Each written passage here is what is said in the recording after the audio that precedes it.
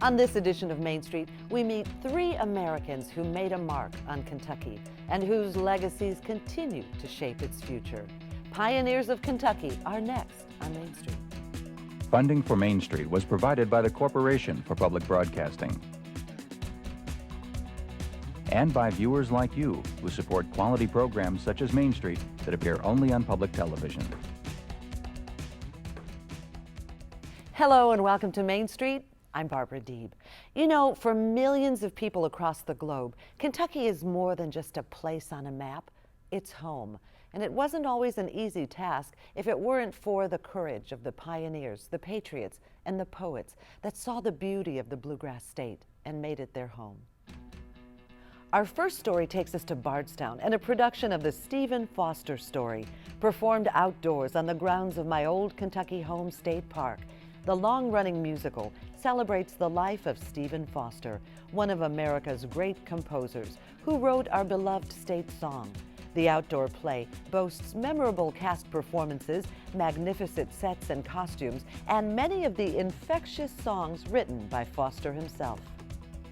Next, we'll journey to Old Fort Herod State Park, where a full-scale replica of the settlement is located. It was pivotal to the growth of the American frontier. The state park's talented reenactors bring the fort to life and show visitors what life was like in Kentucky's early years. During our stay, we'll learn more about why so many settlers dedicated their lives to making Kentucky home. Finally, we'll visit Ashland, the beautiful and historic estate of America's great statesman Henry Clay. He led America through a difficult and polarizing period, not so different from where we find ourselves today. From his decades of statesmanship to his vision of hemp as a cash crop, Henry Clay was and is a true example of a Kentucky pioneer. On this edition of Main Street, we'll be exploring with the pioneers of Kentucky.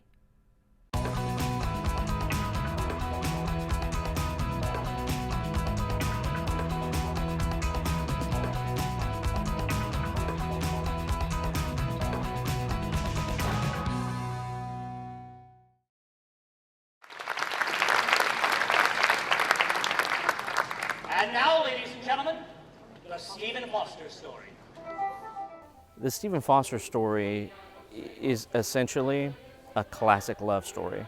It's sort of written like a 1950s movie musical where there's a story of a man and there's some conflict and the woman that he loves, and there's conflict with that too. But in addition to that classic love story, we have the struggle of a young artist learning how to write music and make a living, which was a brand new thing in the United States at the time. Nellie might have a heart warm as a cup of tea, and bigger than the sweet potato down in Tennessee. Tennessee. I can't get that fool song out of my head. See, that's what I want to do, Levy.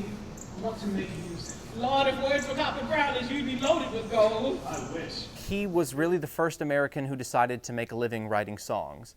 At that point, early 1800s, 1830s, people did it as a hobby, but no one ever tried to make a living writing songs. And so he struggled for a while, up until his death, really, of being financially stable and successful. But he was really the person who kind of created this industry, albeit inadvertently. You know, he didn't set out to create the American music industry as we know it today.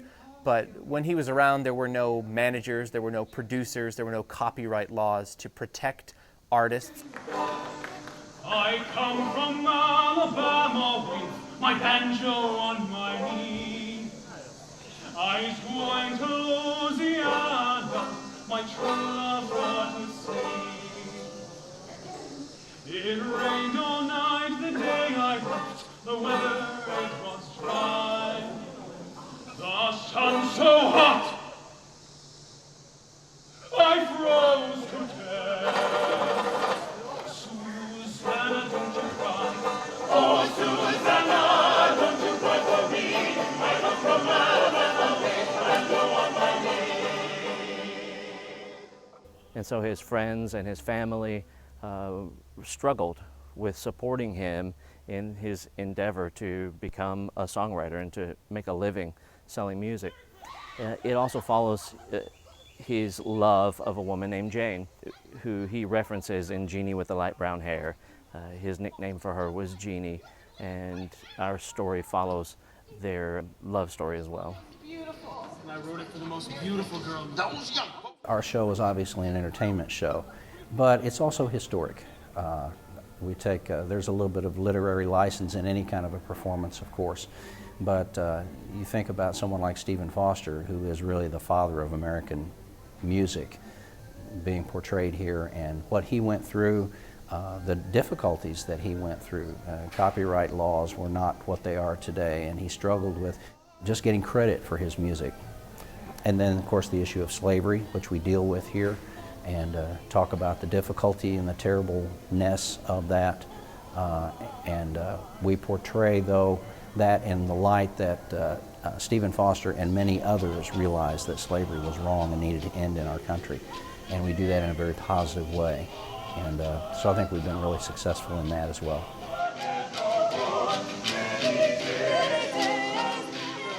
You also see this great connection that Stephen Foster had with Kentucky and with Bardstown specifically. You know, Stephen Foster was from Pittsburgh, but he visited my old Kentucky home back in 1852. He lived in Cincinnati, Pittsburgh, and then eventually New York City, where he died at age 37. But just to have that connection with his music, with his family, the Rowans, is just something really cool. There's some kind of magic here, you know, whether it's just the cast being together, whether it's Stephen Foster's music, the fact that we're on the grounds of my old Kentucky home, State Park. Stephen Foster's cousins, the Rowan family, lived over in my old Kentucky home. I think all of it kind of comes together, and the beautiful surrounding of the J. Dan Talbot Amphitheater just kind of makes something special.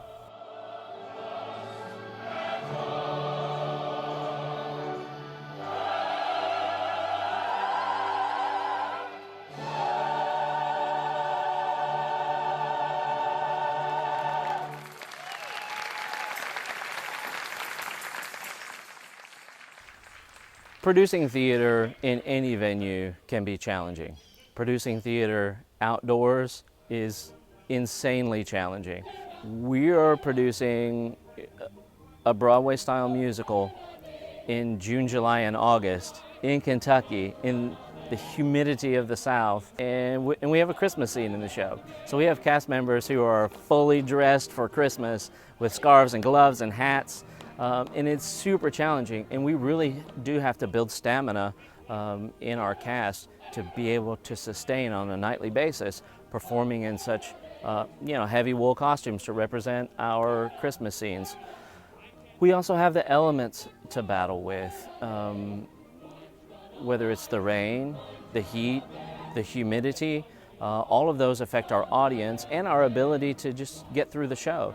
We'll perform in a light rain, but anything more than a light rain, nobody's going to sit for. And of course, we have costumes to worry about damaging and set pieces to worry about damaging in the rain. So it's an additional challenge on top of what it already takes to produce theater. Because we get travelers from all over the country, all over the world. Last year we had folks from over 45 states and 20 plus countries, from Canada and Mexico to Australia and Japan. You know, people have come 12, 13, 14 hours to Bardstown, to Kentucky, to do the Bourbon Trail and to see some history, but also to see the Stephen Foster story. And you know, that's one of the reasons that we try so hard to get it in out here, but we will finish it wherever we can. As a cast member, each night when we sing My Old Kentucky Home, it doesn't matter if it's 70 degrees or 97 degrees outside. Anytime we sing My Old Kentucky Home, I always get goosebumps. And it's kind of hard to explain, you know, when you've done the show. I've done the show over 200 times. Even now, just watching the show and you know, watching the audience see the show for the first time. I think when you sing My Old Kentucky Home, it doesn't matter if your home is Kentucky, if it's Pittsburgh, if it's Mexico City, or if it's Paris. You know, you can imagine that connection to home, the longing for family, the longing for home, and the nostalgia that that is brought up with the lyrics. And I think that's why that song is so powerful and why the show has been successful for over 58 years. We will sing one song for my old Kentucky home, for my old Kentucky home, for my old Kentucky home.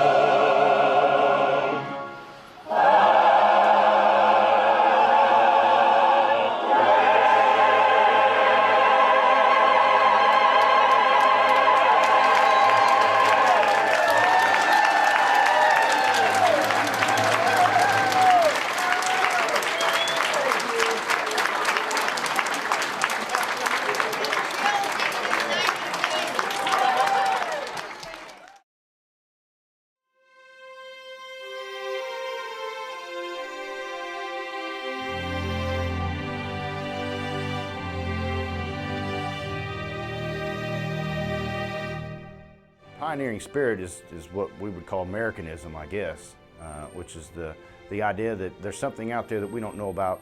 Let's go find it. Let's go get it. You know, if there's a way that we can make money, if there's a way that we can better our situation, just because there's god-awful danger over that hill doesn't mean we shouldn't go try it. Fort Herod actually was the brainchild of James Herod. These guys reminds me of myself and my friends. They were warned coming down. They started from Fort Pitt, came down the Ohio River. They were warned by whites and Indians alike. Oh, you know, the Indians have struck the war post. Indians are on the warpath. These people were killed here. You know, this settlement was attacked there. Oh, that'll be okay. You know, that's okay. They won't bother us. Came here, came to what we call the Big Spring, which is the source of the town branch. A war party of Indians came out of that creek, attacked them, killed a fellow, wounded another fellow very badly. They all went back east across the mountains. They joined up with William Christian's company of Virginia militia. They wound up fighting in the final and decisive battle of Lord Dunmore's War, which took place at Point Pleasant, which is in West Virginia on the Ohio River.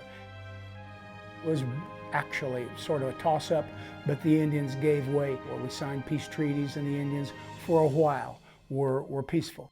Herod came back and thought, you know what? Maybe a fort might not be a bad idea. So they came about 300 yards down the town branch to a large hill, which stood about 75 yards to our northeast, and they built their fort there. The original fort, it had 3 blockhouses, the spring inside, the blacksmith shop, the animal corral. All of these things were actually in Fort Herod, almost in the same spot that they are today. We try to keep this authentic looking.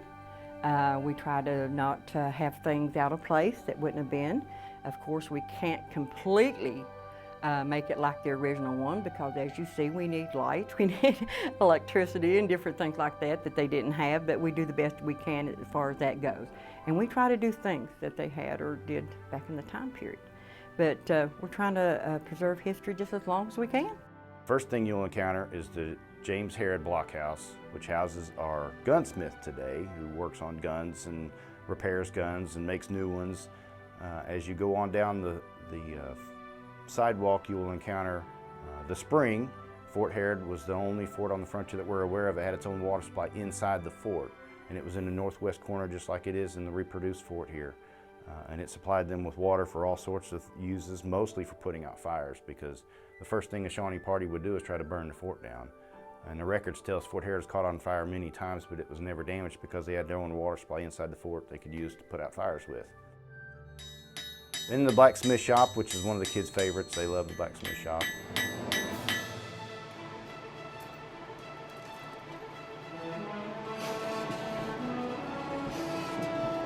And after that is our broom maker's cabin. You also have, inside that cabin is all the farming tools that they would have been used in those days hanging on the wall. So you have plows and you have rakes and shovels and all the stuff and axes and stuff that the farmers would have been using, plus our interpreter in there doing broom making. Then the next cabin is a simple cabin like your average Joe would have had out here. Very sparsely, almost no decorations at all, a stick frame bed and what they would have had in the early 1700s out here.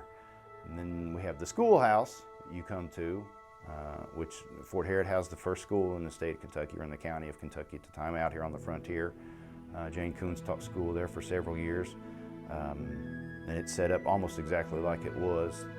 You'll notice something different about that cabin. It has no chinking in the walls because Jane Coons thought that the fresh air would allow the children to think more clearly, but they only went to school in the dead of winter. So if you can imagine being in there in January with no chinking on the walls, how cold it was in there. And they had no paper, so they wrote on horn books. We have a monument to George Rogers Clark and the pioneering spirit in general. George Rogers Clark represents the center figure. There's 5 of them on the monument. The 2 people on the left are a family, a husband and wife holding the baby, and the 2 people on the right are what were called experienced long hunters and settlers of the day.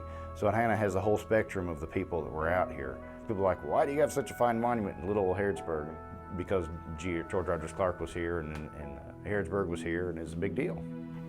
We want to keep this going just as long as we can because it does represent Kentucky.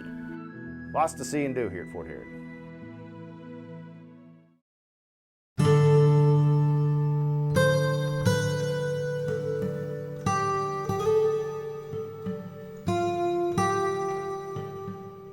We live in a time that is increasingly divisive. And I think there's no question that Americans have a lot of concerns, and there's a lot of disagreement on the best way to deal with those concerns, the best direction for the country, the best means of leading, etc. Henry Clay is a great example of how to lead through compromise, how to be a statesman, what being a statesman means, and the idea that we are stronger together than we are separately. The compromises that he made allowed this country to develop, held it together, allowed it to become such that when he died and no further compromise could be made, that it could survive the Civil War and emerge intact. All three of those compromises dealt with the disparate issues of the economies of the North and the South, and most especially slavery. So what he did basically was bring these regions together and get them to agree to perhaps give up certain things in order to preserve the Union intact. So in large part, as Abraham Lincoln said, could we be what we are or what we will be without Henry Clay? And I think the answer to that is no. Well, Henry Clay began acquiring property in 1804. He bought the first 125 acres in that year. He began in 1805 to develop it as a residence. Probably by, 1830, he had acquired the majority of the property. Today, the Ashland Estate property comprises 16.7 acres. It is managed by the Henry Clay Memorial Foundation, an entity created by Henry Clay's great-granddaughter, Nanette McDowell Bullock, for the express purpose of maintaining this property and interpreting the mansion and preserving the legacy of Henry Clay. It is a house that is in many ways, I think, very livable. And you see a lot of houses of this era or large estate homes of this sort, that can be overwhelming, and I don't think this one ever is. We have public spaces like the entrance hall, the drawing room where guests were welcome, the dining room where the family and guests ate. We also have very private spaces like Henry Clay's study where he worked. We try to cover all elements of that, both public and personal, to give you a well-rounded view of Henry Clay and his family. We have several outbuildings around it, a keeper's cottage, ice houses, a dairy cellar, a smokehouse, a privy. So you get a real sense of the kinds of buildings that supported a mansion of this sort in Henry Clay's time. He also managed and maintained a farm that was as fine as any in the country. He was a hemp grower, that was his major cash crop, and was one of the leaders in that industry, not only locally but nationally. We, this year in May, for the first time in 140 years, planted hemp at Ashland. People can come and see what this crop really looks like. Many people, I think, hear about it, but they haven't seen it because it's been gone for so very long. In the 1920s and 30s, there was a movement to basically stamp out marijuana use, etc., and the easiest way to do that was just to eliminate the legality of any of that family of plants. So cannabis entirely was banned. Now people are realizing that it has really important industrial uses and that Kentucky needs new components for its economy. Right now, of course, Kentucky is working to become a player in the hemp industry again, bring it back as a major cash crop for this state. And a lot of the questions that are being asked and raised are the same ones that Henry Clay dealt with. What is the best way to grow it? What is the best way to harvest it? What is the best way to process it? What sorts of hemp should one grow? Henry Clay dealt with all of those issues. So if we look back to what he was doing, we can both be inspired and informed in terms of what we might do now. Right now, the law allows for growing it in small amounts for experimental purposes under the auspices of the Kentucky Department of Agriculture. I think the hope would be that in another few years, as these experiments prove successful and it can be shown that there are a whole myriad of viable products and industries that can grow from this, that the way will be made forward, the way will be cleared to re-legalize hemp completely. We're really pleased to be a part of that conversation. I think it's a really important one, and it's really an evidence for how relevant and important history can be in dealing with the present and the future. We try to take the historical story and use it as a tool for people to understand the current situation, to make it relevant to what's going on today. I do what I do because I have a passion for artifacts and the notion that one can tell a story through an object. You can take an object which is seemingly innocuous, which is seemingly otherwise completely unimportant, and yet you can tell a remarkable and incredibly powerful story. That's an amazing thing, to hold that in your hands and know that story. That's what I love to do, and that's why I do what I do. Coming here is not just about thinking about the past. We take the past and use it as a tool to think about the present and the future. I think Henry Clay is an amazing individual, and we should be immensely proud as Kentuckians that he was here and did the things he did, and that so often he took pride in being able to do it as not only a Kentuckian but a Lexingtonian. And we hope that people will come and check it out. I think it's an amazing place and one of Kentucky's great historical treasures. Thanks so much for joining us for this edition of Main Street, where we remember the pioneers who helped to make Kentucky what it is today. The Stephen Foster story in Bardstown celebrates the music, spirit, and love of one of America's first great composers, Stephen Foster. His musical career laid the foundation for the music industry today. For all who call our Commonwealth home, there's nothing quite like a visit to my old Kentucky home and to hear its namesake song. Living history at the old Fort Herod State Park reminds us of the Kentucky frontier and the hard lives of its first settlers. Despite the obstacles, many brave Americans built a life for themselves at the fort and imbued Kentucky with the pioneering spirit. Henry Clay's Ashland and Lexington was and remains at the cutting edge of Kentucky's agricultural heritage. The hemp being grown on his land today could be key to the future of Kentucky's economy. Visitors to Ashland can learn about the long and industrious life of Senator Clay and his leadership through the art of compromise. We've learned a lot about Kentucky's past on this edition of Main Street, and we encourage you to write to us with any questions, comments, or story ideas. You can go to the web address on your screen. There you'll find our contact information and archived editions of the programs as well. Until next time, I'm Barbara Deeb, reminding you that we're just around the corner on Main Street.